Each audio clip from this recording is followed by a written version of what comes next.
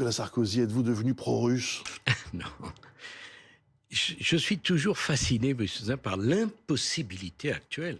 Il n'y a jamais eu tant de chaînes de télévision, de radio, de possibilités de s'exprimer, et tant de gens qui veulent refermer le débat avant qu'il soit ouvert.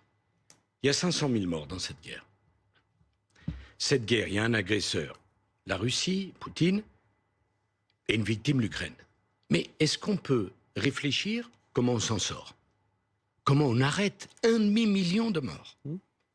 J'ai voulu simplement dire que pour résoudre une guerre, il y a deux façons. Soit l'anéantissement de l'autre. Je mets en garde. On ne va pas anéantir la deuxième puissance nucléaire du monde.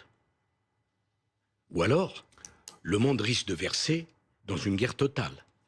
Soit la discussion diplomatique.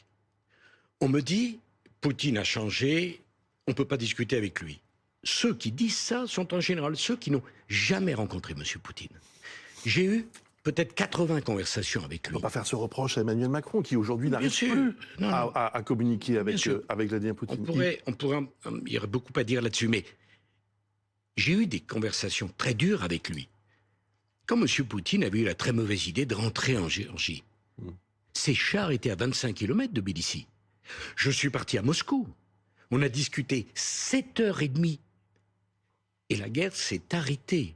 Il s'est retiré de Géorgie. Et aujourd'hui, la Géorgie est un pays libre. Je ne dis pas qu'on peut refaire ce que j'ai fait